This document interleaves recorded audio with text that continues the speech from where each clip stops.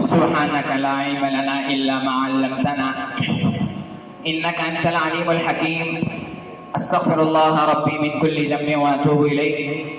قال الله تبارك وتعالى في القرآن المجيد والفرقان الحميد: أذن للذين يقاتلون بأنهم ظلموا. وقال تعالى في مقام آخر: وقاتلوهم حتى لا تكون فتنة. وقال النبي صلى الله عليه وسلم: الجهاد ماض إلى يوم القيامة. صدق الله مولانا العظيم وصدق رسوله النبي الكريم. نہتے 313 بشر ذوق شہادت میں، خدا کے نام پر نکلے محمد کی قیادت میں. نہ کثرت تھی نہ شوقت تھی نہ کچھ سامان رکھتے تھے، فقط اخلاص رکھتے تھے، فقط ایمان رکھتے تھے. نہ تاج و تخت کے طالب نہ مال و جاہ کے سائل، وہ بندے تھے لا معبود الا اللہ کے قائل.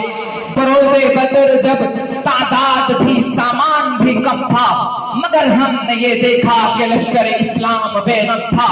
بروز بدر سر بلندی خاک ساروں کی، نچھاور ہوئی بن کے قدموں پر رفعت ستاروں کی.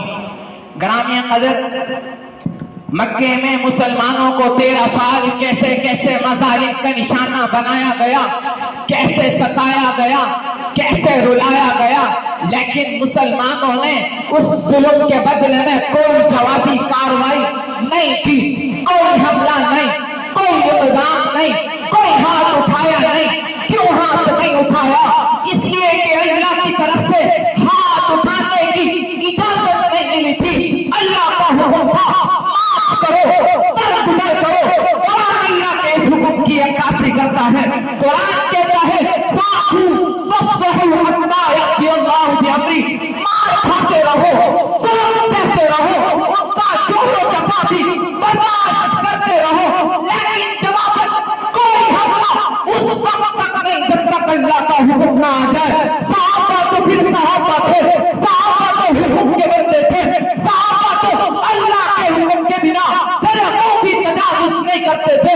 وہ ظلم کی چکی میں پستے رہے، کوئی زخمی ہوا، کسی کا بدن پھرنی کر دیا گیا، کوئی زخمی ہوا، کسی کی آنکھ ضائع کر دی گئی، لیکن ابھی تک جواب کوئی کارروائی نہیں. لیکن جب اللہ کا حکم آ گیا، اذن للذین یقاتلون بأنہم ظلموا، رب کعبہ کی قسم کوئی صحابہ اپنی جانوں کو ہتھیلیوں پر رکھ کر میدانوں میں آ گئے. کافروں منافقوں کو بتا دیا ہم اگر ظلم سہ بھی سکتے ہیں تو ظلم کر بھی سکتے ہیں، تیر سہ بھی سکتے ہیں، تیر چلا بھی سکتے ہیں. ہم اگر راتوں کے عابد تھے، رب کعبہ کی قسم دنوں کے مجاہد بھی ہیں، ہم صوفی بھی ہیں تو ساتھ میں شمشیر سے بہادر بھی ہیں. ہم موت سے ڈرنے والے نہیں، ہم موت سے مائل نہیں، ہم موت کو تلاش کرنے والے موت کے متلاشی لوگ. قتال کی اجازت ملنے کے بعد ویسے تو کوئی جھڑپیں ہوئی مسلمانوں کافروں کے درمیان، لیکن فیصلہ کن جو جنگ لڑی گئی سن 2 ہجری میں بدر کے میدان پر لڑی گئی. اگرچہ جناب رسول اللہ صلی اللہ علیہ وسلم جنگ کا کوئی ارادہ نہیں رکھتے تھے، وہ صرف ابو سفیان کے اس لشکر کا مقابلہ کرنا چاہتے تھے جو شام سے تجارتی سامان لے کر آ رہا تھا. ابو سفیان کو یہ خبر پہنچی، اس نے قریش تک یہ بات پہنچا دی. نبی علیہ السلام کو جو پتہ چلا تو انہوں نے اپنی سنت و عادت کے مطابق صحابہ کو جمع کیا، مشورہ کرنے لگے.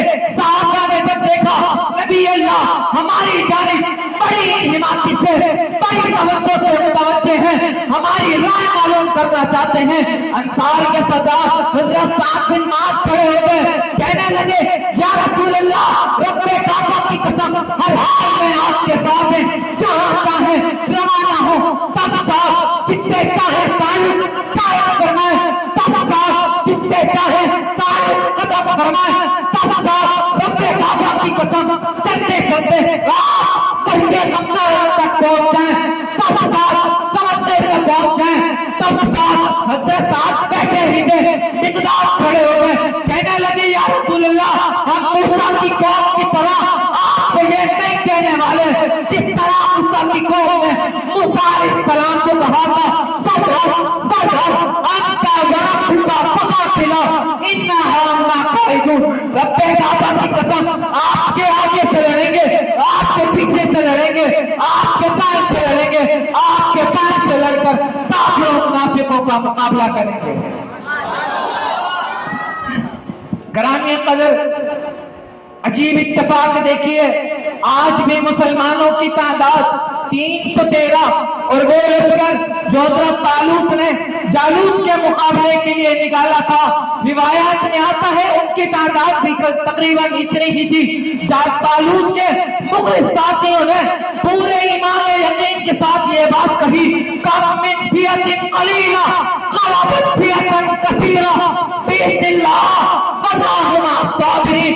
آج بھی مسلمانوں کی زبانوں پر وہ کلمات تھے، وہ تسبیح تھی، وہ تکبیر تھی، وہ تعمید تھی، قیادت جناب رسول اللہ صلی اللہ علیہ وسلم کی تھی۔ عجیب منظر تھا، عجیب منظر تھا۔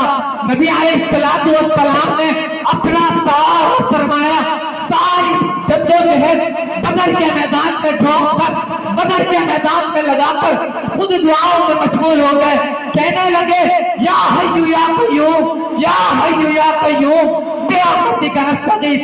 کبھی ہاتھ اٹھا کر کہتے ہیں اللہ آج کے دن تو نے اس چھوٹی سی جماعت کو تباہ کر دیا، روز زمین پہ تیرا نام لیوا کوئی نہ ہوگا، اے اللہ آج کے دن اپنا وعدہ پورا فرما۔ نبی اللہ نے جب یہ دعا کی، چشم فلک نے وہ منظر دیکھا، یہی چھوٹی سی جماعت ہزاروں کے لشکر جرار پر غالب آ گئی۔ اسی پر تو اللہ کا قرآن کہتا ہے وَأَنْتُمُ الْأَعْلَوْنَ وَأَنْتُمُ الْأَعْلَوْنَ وَأَنْتُمُ الْأَعْلَوْنَ إِن كُنتُم مُؤْمِنِينَ وآخر دعوانا أن الحمد لله رب العالمين۔